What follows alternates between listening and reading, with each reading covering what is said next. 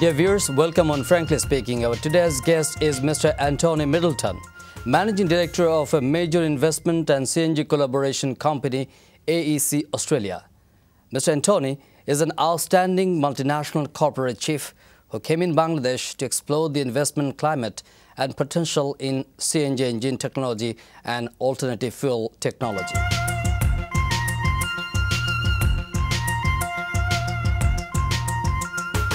Welcome, Mr. Anthony Middleton on Frankly Speaking. Thank you very much. It's a pleasure to be here. Thank you very much. You have come to Bangladesh with certain purposes, and we know that you are working for the Advanced Engine Components AEC Australia. So yes. What are the key purpose of your visit in Bangladesh? Advanced Engine Components, my company, is an Australian company, but we looked to be more than that. And although we have substantial investment in Australia, we also have substantial investment in China. And we look at the Asia-Pacific as very important for our company and the progress of the company. We've been able to find within Bangladesh what we believe to be a very important and substantial partner for us, IBH Motors of Dhaka, and we believe that with them we can build an international quality natural gas engine for domestic use and for export from Bangladesh. Would you tell us something about the technology you are talking about, the alternative fuel technology? Mm-hmm. What is this actually? It's a simple concept really. I mean, alternative fuels is just the replacement of what is either a diesel fuel or a petrol fuel with an alternative. In the case of our technology, we replace diesel fuel in heavy-duty vehicles like buses and trucks with natural gas. So instead of the vehicle running on diesel, it runs on natural gas. So Mr. Tony, what made you really interested to invest in Bangladesh? What are the things behind your interest? One of the key benefits of natural gas as a vehicle fuel is the fact that it's a very clean burning fuel, which means that that cuts down pollution substantially in big cities. So that is one of the big benefits, and that would benefit the people of Bangladesh, where you have big cities and concentrated numbers of people living. The other advantage that we see in Bangladesh is the fact that the country has vast reserves of natural gas of its own, which means that it's good for the country. You can use your own natural energy sources without having to spend foreign exchange on importing oil or imported energy. I guess they're two of the major reasons for coming to Bangladesh. The other very substantial reason is that we have been doing a lot of work in China, and we were introduced to a substantial company in Bangladesh called IBH Motors. And we saw in them a very good partner for us to work in this country. So huge gas reserve is a main source of inspiration of your investment in Bangladesh. It is, because alternative fuels are now in the international spotlight for various reasons. One of the reasons is that it is very good for the environment. But another very important reason is that countries that have big fuel reserves of their own should be using those fuel reserves instead of importing oil. Australia is in exactly the same situation. We have big reserves of natural gas in Australia, and we can use that, and we are using that as a substitute, an energy substitute to imported oil. The third reason, I guess, is that is the question of security of supply. And while you have your own indigenous fuels, your own fuels in your own country, it makes sense to use those energy sources rather than being dependent on imported energy sources. Do you have any study on the gas reserve in Bangladesh? I am not aware of the details of it, but I understand from my colleagues at IBH Motors that there is at least sufficient reserves for the foreseeable future. So in which way you are going to deal with the investment matters, how you are going to proceed? We're going to proceed by using our technology which we have proven over 20 years. The AEC has been in the business of alternative fuels for over 20 years. So we have a proven technology and a proven system. We hope to marry that with the strengths of our partner here in Bangladesh, IBH Motors, to come up with a world-class natural gas engine for buses and trucks, which will be, first of all, for the Bangladesh domestic market, but then we can use this country as a springboard for us to export this world-class technology and this world-class product to your traditional export markets, into Africa, into other parts of the Asia Pacific. So what will be the size of your investment initially? AEC has invested something of the order of $20 million in broad terms in our technology. And we're looking at a substantial investment here, both in terms of land provided by our partner and facilities and buildings, and we will provide the technology.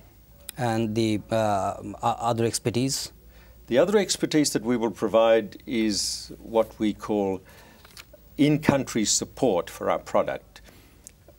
The culture of AEC is to support the customer with after-sales service, and which we believe, especially with the new technology and a new fuel, you've got to train the customer, and you've got to train the customer's people and give them full support, and that's the whole range of support: spare parts, service centers, and training for their personnel. You have got some idea for long-term 2007 and 2008 for additional investment in this venture. So what will be that? The investment will be by way of building engines in a plant in Chittagong that is already earmarked for that purpose, you know. And we see the model is that we will bring to Bangladesh a base engine, and we will install on that base engine the AEC technology, which will allow that vehicle engine to run on natural gas rather than on diesel. And we see that as the major driver, I guess, of investment, employment, and general benefit to the people. Have you already visited Chittagong, your project area? We're very impressed with what we've seen at Chittagong, and we're very impressed with the way that our partners are managing what we call the first phase, or the feasibility stage of the project. Would it be helpful for Bangladesh to get into the world automobile export market? We believe so. We believe it's an opportunity to provide a world-class engine based on world-class technology, and I can say that with some degree of certainty, because our technology, apart from the fact that it's been in process for over 20 years, is well and truly proven not on the dynamometers or on the testing ground, but in actual route service, where we have buses that operate in Europe. We've worked with the top grade European manufacturers like Renault, Daimler Chrysler on Mercedes-Benz buses, MAN, but also with Japanese Isuzu trucks, and with various manufacturers in China. So we bring to the table a proven technology, which we believe, with the proven experience, I guess, and the runs on the board that our partner has here, will give us a world-class, internationally recognized engine that can be built here, firstly for domestic use, but then for export. Tony, you said that your company already involved with other parts of the globe, like China. Do you have any venture in Africa or East Europe? We did in the very early years of the company, going back to probably the 90s. We did engines for the Raba Motor Company of Győr in Hungary. And that was an MAN-based engine.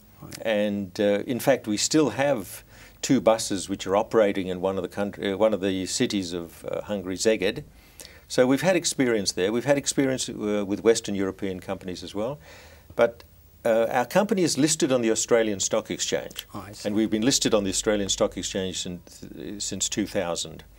And our major shareholder is actually a Taiwanese Chinese family who introduced us to China. And we've been working actively in China now since 2002. We have major contracts with First Auto Works, which is probably the biggest vehicle manufacturer in China, with a production capacity of 1 million vehicles, with Weichai, which is also a large engine manufacturer, and lately with Dongfeng.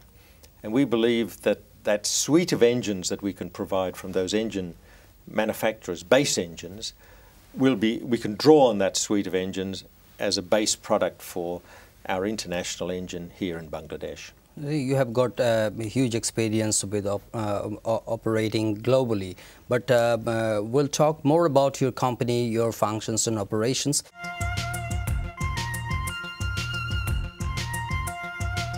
Our guest is Mr. Antony Middleton.